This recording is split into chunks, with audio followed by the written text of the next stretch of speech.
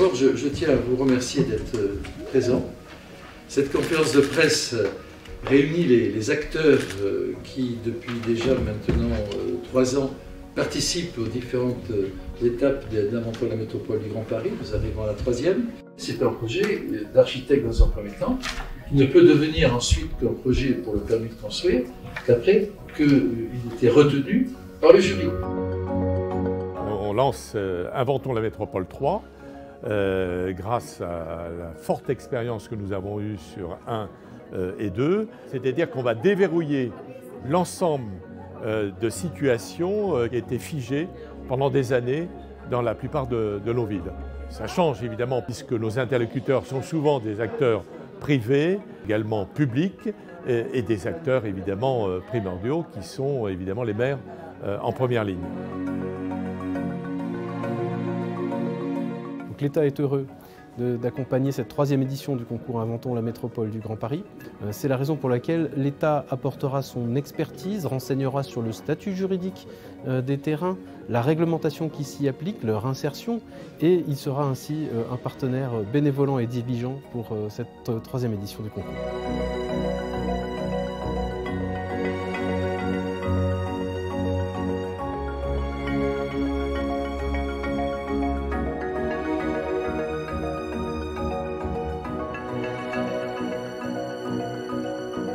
Écoutez, nous, on est très convaincus par ce 3e appel à projet que lance la métropole. Et donc, nous proposons d'intervenir, comme nous l'avons fait sur les précédents appels à projet, avec un regard très attentif sur, bien sûr, la partie innovation. Deuxième regard sur le critère économique et financier, évidemment. Et 3e regard sur le critère environnemental, un critère extrêmement exigeant dans notre doctrine d'intervention.